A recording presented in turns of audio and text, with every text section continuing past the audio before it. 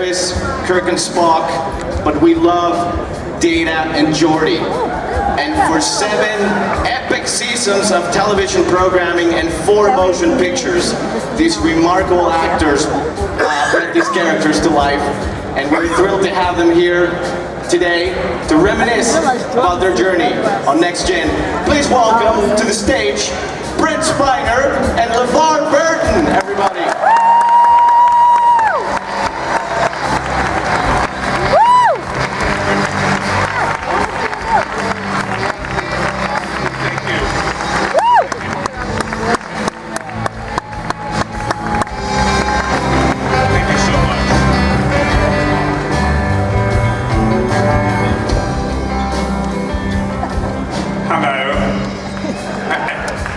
Is that the song I requested? No. Oh, hi everybody. Thank you, ladies. Ladies, how about it for the ladies? The ladies. The what? The ladies. The ladies, Yeah. thank you. Never get tired of green women, do you? Boy. You know, if I've said it once, I've said it 1,000 times. There aren't enough green women in the world. Yeah. You said it 1,000 times. I have. Yeah. I have. All right, everyone sit down. Stop it now. People are trying to concentrate. Shall we sit down? I guess so, but where's, What happened to the moderator? I don't know. Yeah, where's Marina? Where's Marina?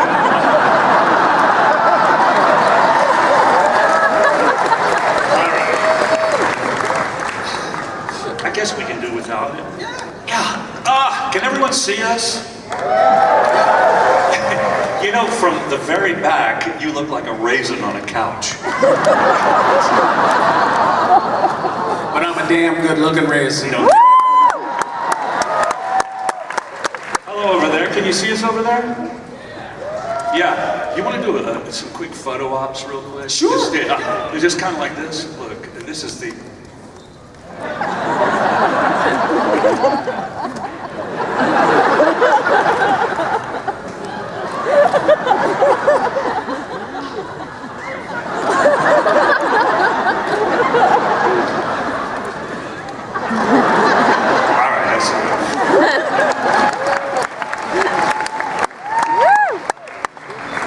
Are you a medic?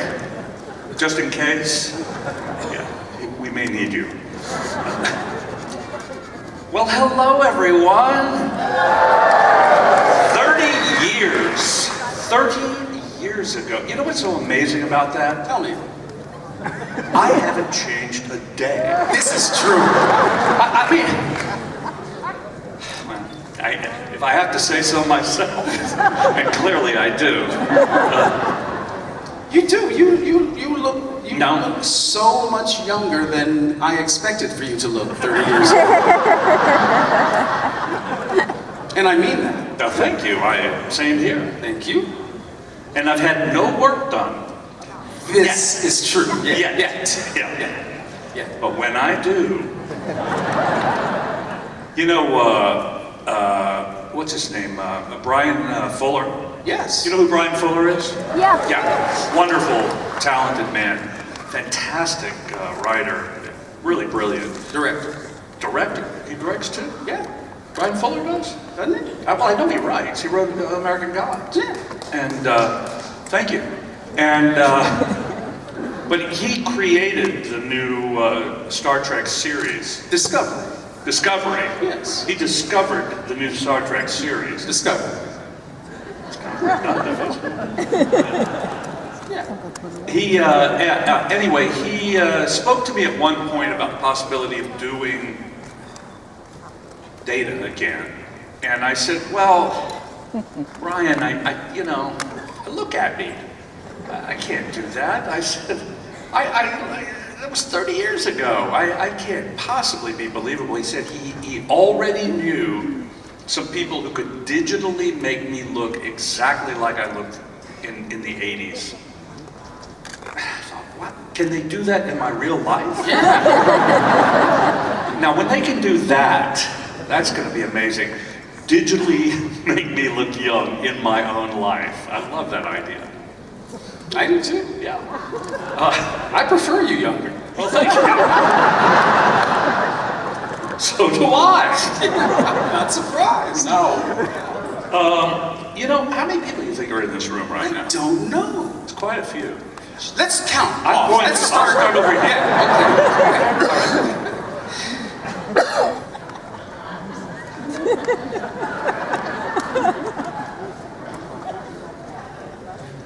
All right, I'll get the first row. You do the second. Shall we take a question? Why not? Yeah, let's You do know, we could. Do you want to start on that side or on this side? You know, I'd like to start. Did Shatner have anything interesting to say? Yeah. But there were lies. You know, Bill. He tells a story. We love Bill. He's a great storyteller, is he really not? is. Yeah. William Shatner? He really is. Love his storytelling. Could listen to him all day. Yeah. Why don't we start over here? You want to start over here? Oh, wait. Yeah. Yeah, okay. Mr. Spiner, Mr. Burton, it's a pleasure to meet you. Thank you. This is my first convention. In addition to growing up... Didn't you say that last night? Yes. Yeah. I think you've mined about as much out of that statement as you're going to get. Well, here's the addition to that statement. Growing up, I also watched Reading Rainbow.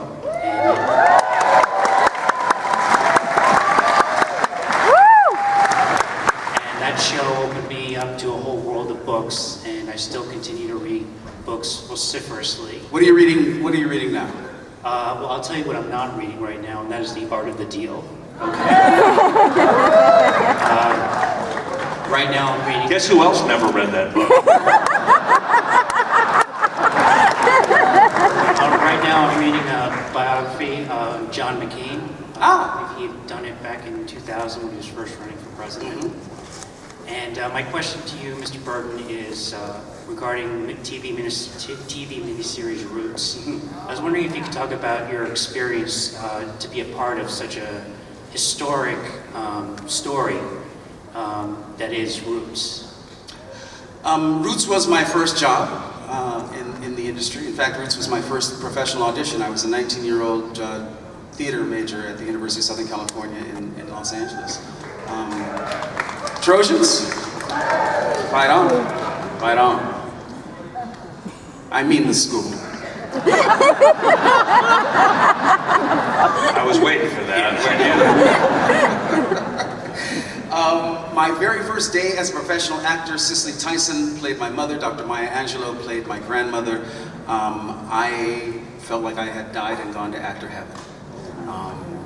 And the opportunity to have come back to that same material 40 years later and been an executive producer of the remake of Roots last year was a singular honor. It was not often that you get a chance to do something like that, be a part of a groundbreaking miniseries and then recreate it for a new generation, exactly one generation later, 40 years. So I feel incredibly Why can't they watch the one that was on grateful. here? I'm never understand why she did this. Did you see Roots? Roots? Yes. Yes, I did. I did. You auditioned for Roots. For the sequel, the one you just Yeah, did, right. the new version. Yeah, He invited me to audition for the Sandy Duncan role. That's right, that's correct. They never saw Roots. Well, not Yeah. the audience saw the original. Yeah. Yeah. But you know what? We were in Raleigh, North Carolina Just a couple of weeks ago. Thank you. Thank you very much. We had Trojans out there. And Alex Kingston. You know who Alex Kingston is? Yeah. Mrs. Who? I think she's on this. Is her name Mrs. Who? Yeah. Anyway, On your driver's license. yeah, fantastic actress. Yes, she is. Alex Kingston. Great beauty. Beautiful, Yes. wonderful actress. Right. We were getting on the plane, and somebody came up to LeVar and asked him for his autograph, and he was signing, and she knew about Reading Rainbow, right? Or was that what? No, she said Star Trek. She said, oh, they must be lots of Star Trek fans. How do they recognize? How do they recognize you? And he said, well, I've done a few other things. I was in, I had a series on PBS for 20 years, Reading Rainbow, and of course I was in Roots, and she went, Roots? Oh, you mean the recent remake of Roots? And you said, no, I was one of the producers on that, but I was in the original Roots. I played Kunta Kinte, and she went, oh my God! I mean, literally went berserk. And it was like, She was surprised. Yeah. there was a god before her. And can you blame her? I mean, but yeah, she said she and her family had gathered around the television every night to watch must-see television, Roots, when it first premiered, as did everyone in the world. It was amazing. Not me. I saw it. As did I. I so wanted to play that Sandy Duncan part. I didn't get it. My family stayed up at night to watch you on Night Court. Yeah, well, Yeah, those are That was must see TV. yeah, I kept mentioning that to Alex Kingston, and it didn't register. Yeah. Night Court. Was not a big John Larroquette fan. No. She loves Harry Anderson. Who's not a Harry Anderson fan? Please. Should we, But let's do another question. yeah. Hi. Yeah, are there screens over here with our, how do we look? Hey, this one's got a picture of the Enterprise and the 30th anniversary. Oh, there we are.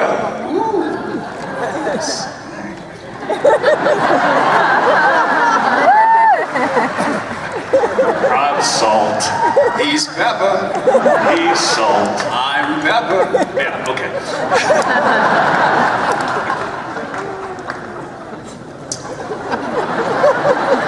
Yeah, it's a good thing that's not up there. We would not be able to watch. We would just watch ourselves for the next 40 minutes. Hello. Hello. Would each of you mind sharing an episode you are particularly proud to have worked on? Twerked on? Twerk. Yeah, both that and also worked. Yeah. Worked on because of the message that the episode was telling the audience. We were proud because of the message. You know what? It's interesting. It's interesting. I was wondering where you were going with that myself. Well, I'll tell you where I'm going. There was I don't know how many of you were in the panel we did last night, but okay, so quite a few of you. And there was a woman who was a teacher of media arts or something. Media professionals. Yeah, Media professionals. right. And I still don't know what that means. yeah, doesn't matter. Okay. But she was asking us, what can I do what can I tell my kids who I teach, how to inspire and change and do things like that. And it's apropos of your question, what we're proud of because of the message, at least from my point of view, this is what Patrick said later in the evening. He said, if we're trying to change people or influence them in some way, we're not doing our jobs at all. That's not our job. Our job is to entertain people.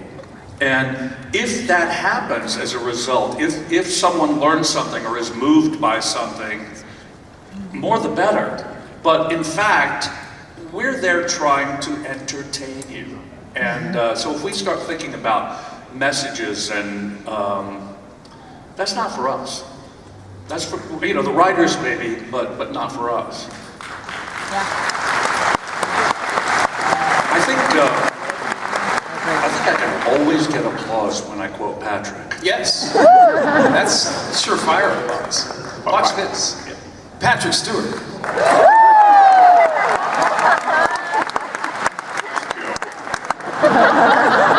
So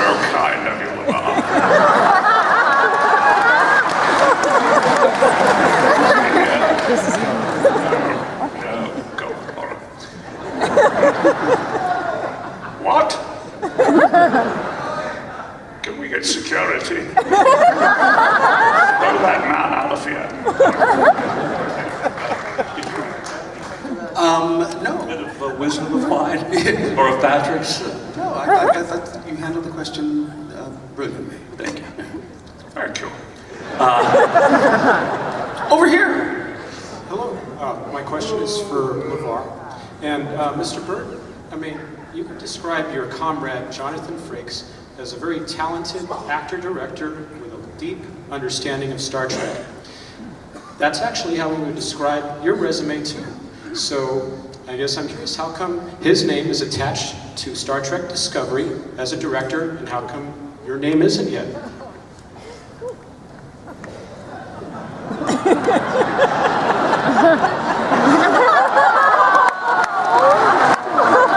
It'll happen. 6th season. You'll be there. Yeah. So glad you asked that question. Now you've done it. As you know, I have great and deep love and respect for my friend Jonathan Frakes. And at the same time, I hate him. You know, there's such a fine line between hate and love, isn't there? Really? That line is called discovery.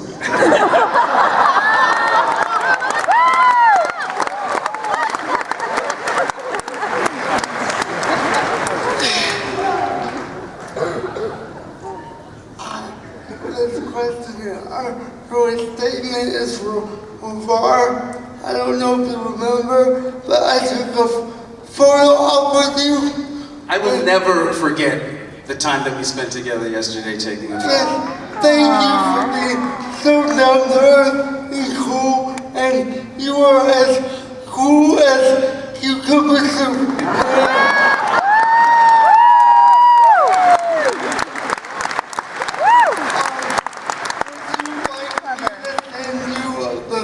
A copy of the photo we took together.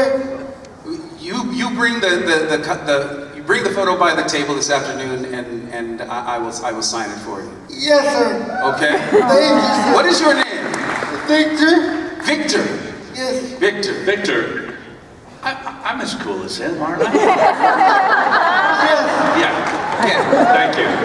Yeah, but I'm cucumber soup. You're more in the borscht category. Borscht, no doubt. Okay. But you know what? Hot borscht. Thanks, Victor. Thank you, Victor. Love you, man. What are you doing? We'll see you later on at the table. All right. That's Victor. Yep. That's Thanks, Victor.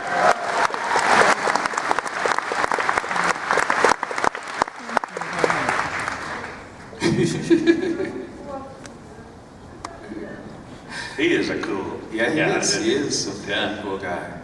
What we got?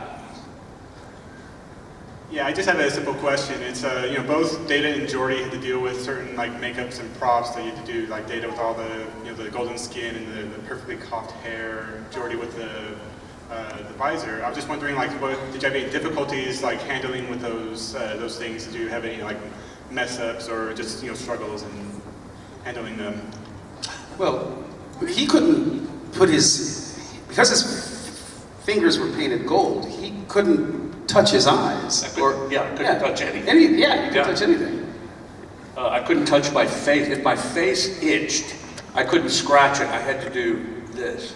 I was doing that all day. It was crazy.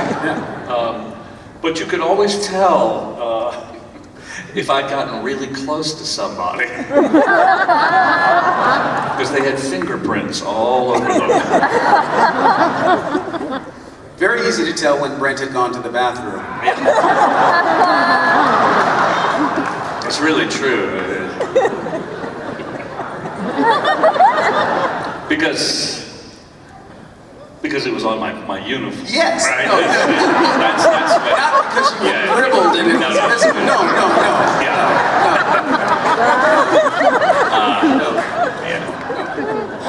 The visor was not my friend. was not that comfortable. It was not that. It was not comfortable at all. No, it hurt. No, yeah, It literally hurt. It was pain. yeah. But you know, it's remarkable what one will do for money. Please. You were gold every day for 7 seasons. From here up and for all day long for 16 hours. And I had to put these yellow contacts in my eyes.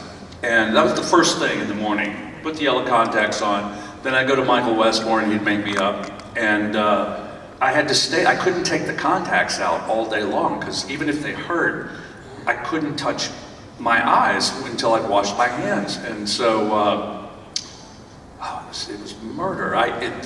But strangely, my eyes were not damaged until the last film, Nemesis, audience favorite. And well, thank you.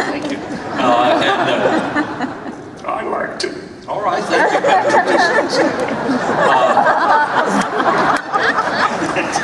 It's like singoensis, isn't it? It's all right. Yes, I know.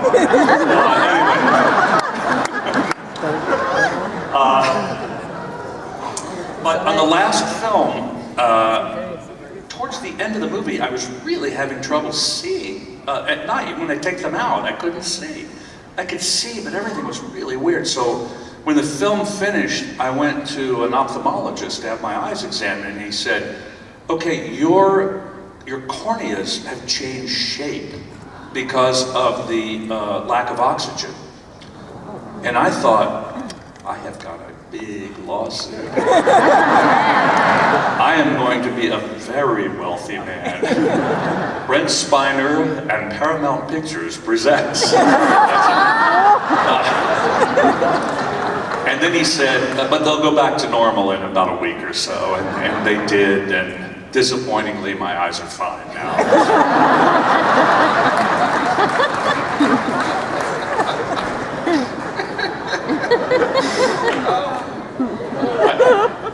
Satisfied?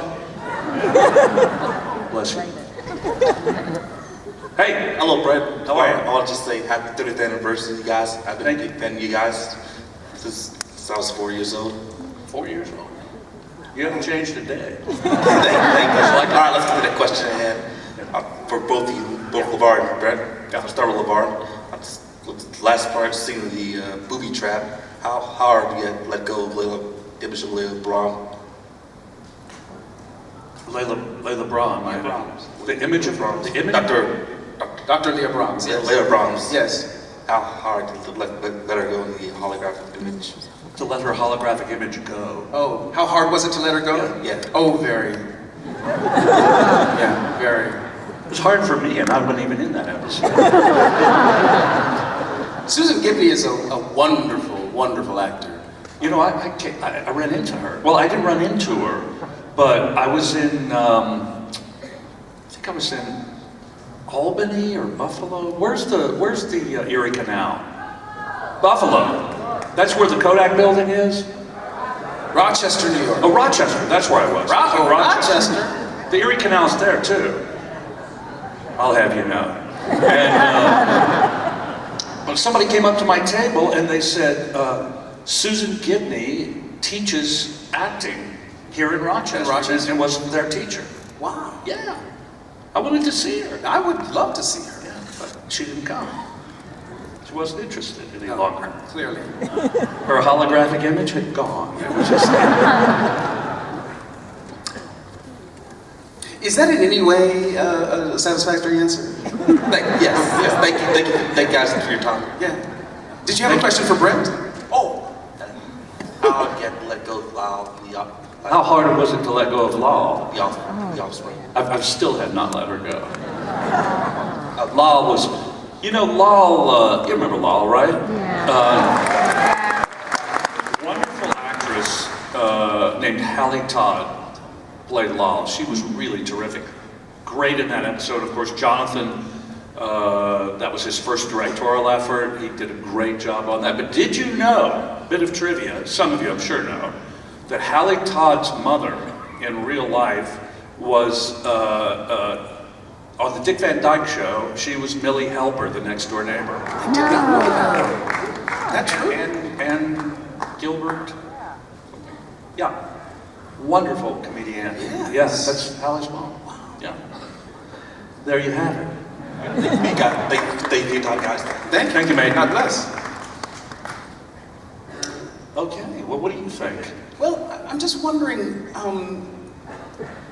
what is Brent Spiner up to these days? That's what I want to know. Shut up!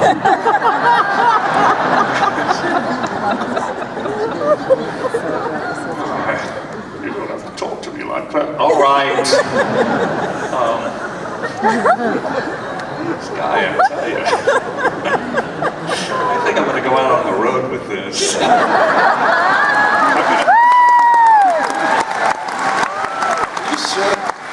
I'm going to have his head in a box. All right? All right. What am I up to? Yeah, I got a few irons in the fire. Nothing I can really talk about for sure because, show business. I mean, who knows if they're going to land? Yeah. I mean, they may all happen. I mean, none of them happen. Right.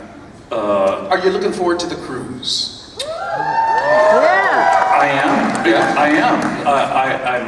I'm a little nervous about it. Well, you're going to perform. I am going to perform. So are you. Well, I'm not going to sing. No, I am going to sing. You're going to sing with musical accompaniment. With musical accompaniment. That's what I'm nervous about.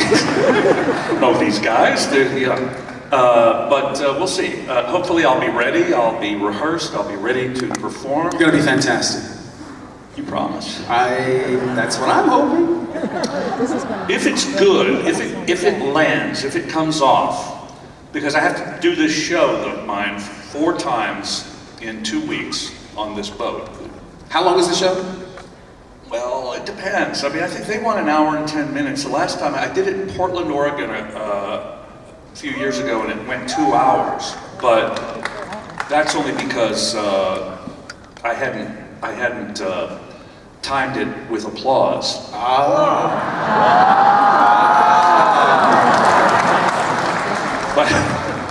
But the show is now about an hour and a half, hour 15. And anyway, what I'm thinking is, if it goes well and it lands, that maybe this looks like a good room to do that show in, doesn't it? I'm sure Adam would love that, wouldn't he? Yes, I would love that. Where is he? Adam, there you are. Yes, thank you. Yeah. All right. Patrick, move over. Yeah, would you? Give Adam some room, would you? He's sitting on my lap. All right, stop.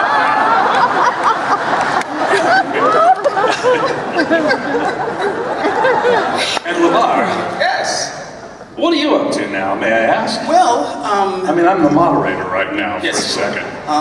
Well, I do have one new venture that I can talk about. Well, please. I have a new podcast. Oh, yes. It's charting right now. It is. LeVar Burton Reads is the title, and it's an opportunity that I really relish. Every episode I read a favorite piece of short fiction. Have you heard it yet? Have you listened to LeVar's podcast? Because every person I have read who mentions it so positively. They absolutely love it, And I love doing it. Well, there you are. So give it a listen, Please. because it's trending. I mean, it's charting. Yes, way up there it's right now. it's #1 in the arts category in Apple Podcasts. Wow. And I believe this morning, not that I check often, I believe it was number. I think we're in the top 15. Top 15. Top 15 of all podcasts. Of all podcasts everywhere. And there's got to be at least 20 podcasts, right? There are more than 20. Oh, okay. There are. Trust me. Anyway, I look forward to listening to it myself. Yes. If I have to. I will. And you do. And I do. Yeah, exactly. Well, I don't have to because LeVar reads to me when we're together. Yeah. No, he's a fine reader, as you know. He reads vociferously, as that gentleman said. Yes, Yeah, minutes ago. Yeah. Yes, indeed. So should we? Time for another question? Yeah, why not? All right. Okay. Hi. Hey. I have a question for LeVar. You're a big advocate for children's literacy, and I was wondering what you would change in the general education system to spark that fire of reading in school. Betsy DeVos.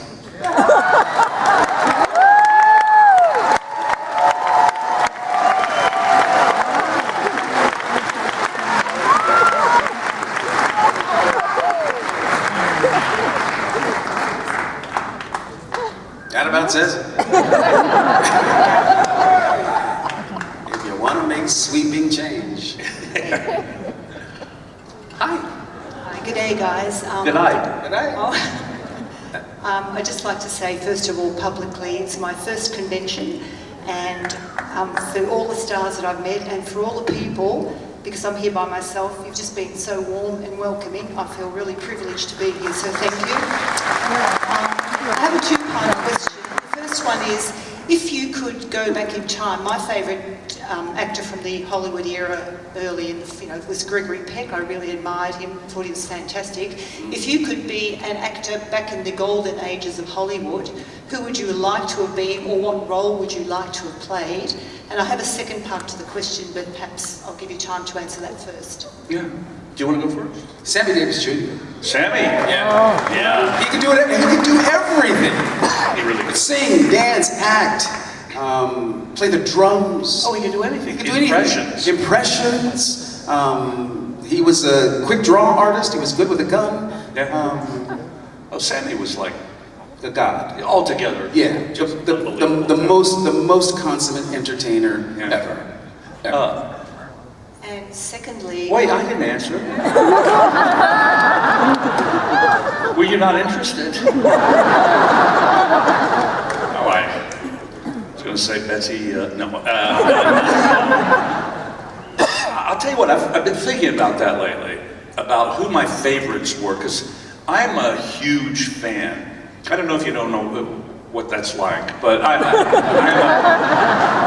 seriously, I'm a huge fan of so many people. I was thinking, well, when I was a little kid, I really liked, I loved Jerry Lewis when I was little, and he was my first kind of, wow, that guy's hilarious. And then I got a little more sophisticated, and it was Laurel and Hardy. And, but I say that seriously because to this day, I have a line that I draw in the sand, and that is, if you don't like Laurel and Hardy, I don't want to be your friend. I love Laurel and Hardy. But then on and on and on, it was like, I loved everybody. But I was thinking the other night, when I was, growing up, for me, the two funniest guys there were, Jonathan Winters had me on the floor. Yes, he did. He was just so brilliant. And there was another guy, a very unsung guy, who every time he appeared on television, I was literally laughing myself sick. And that was a guy by the name of Professor Irwin Corey. Yeah. Do you remember Professor Irwin? Oh my God, that guy was funny. He didn't have an act. He'd just start talking and just go on and on and on, and was hilarious. And of course, Spencer Tracy.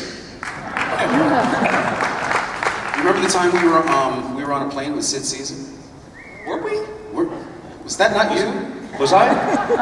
Was I on a plane with Sid Caesar? I met Sid Caesar. Well, I know I was on a plane, and I just assumed that it was you that I was with. I think I was asleep in my seat. I was on a plane. I've been on a plane with really interesting people. Right.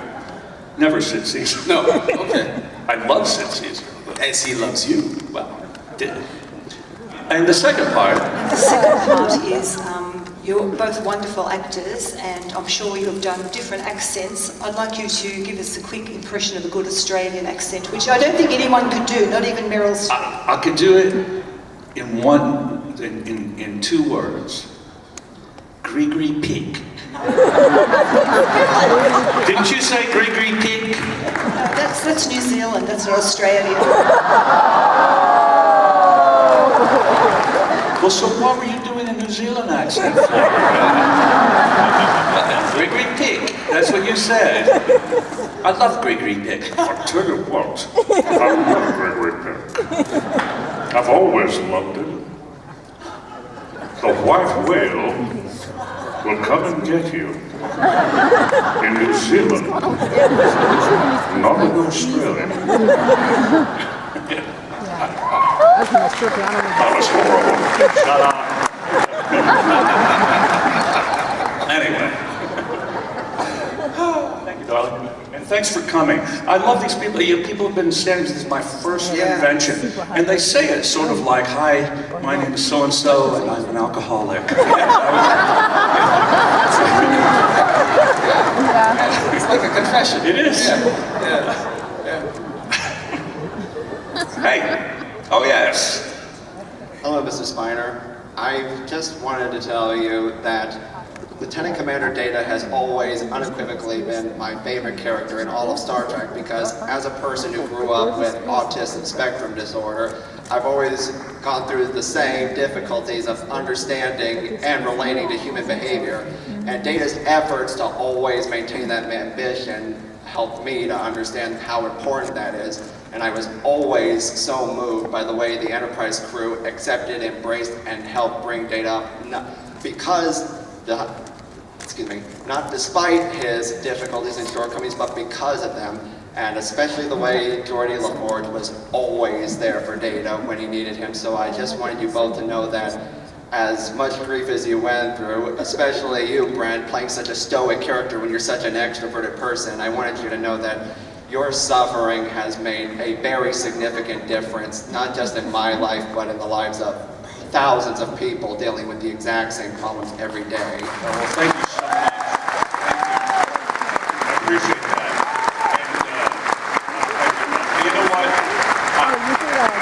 I had no idea that that was happening at the time, and I feel really lucky to have been some sort of conduit between the writers and you and other kids who, were relating to the problems of emotion. And I just want to say, you're doing really great, by the way. Yeah. And thank you so much. All right. You're a great humanitarian. I really am. Yeah. It's one of the things I think I like most about you. Oh, thank you. And I'm humble about it. Oh. You know? I try to be. You don't always succeed. No. But then who does, right? Yeah. It's the attempt that matters. Indeed, sir. Indeed. Hi. Hi there. Sorry, this is a question for Mr. LeVar Burton. Again, Yes. sorry about that. Oh, that's you. I am a Canadian here in the United States, and we've been watching with great interest the political changes in the U.S., and I have seen the issues of race come even more to the forefront in politics and in people's everyday lives. How have issues of race affected you as an actor in Hollywood, affected you while you were doing Star Trek, and how are they affecting you now with the new changes? Well, the new changes politically are very disturbing to me as a person of color. I've been, quite obviously, I've been a black person all of my life. I know that comes as a surprise to you, Brent, but it's true. I'm shocked. And I will say that I have always loved this country, not for the way it has treated people who look like me, but for the opportunities that this society has provided over time for people who look like me. What I worry about is that we are in what seems and feels to me to be uncharted territory, where the voices of those who would rather indulge in hate and prejudice are equally as loud as those who fight for justice and equality. And this is troubling to me. And I don't know where we are going as a society. It seems to me that the 8 years that we had with Barack Obama as our president are but a distant memory of paradise as compared to where we are now.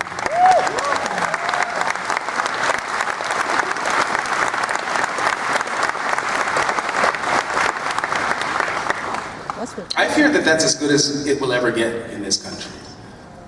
Well, I don't know. I hope you're wrong. I hope so too.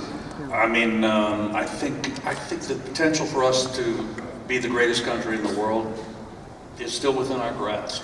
And yet, I'm not so sure it's that important for us to be the greatest country in the world. I think if we could just be the greatest world. And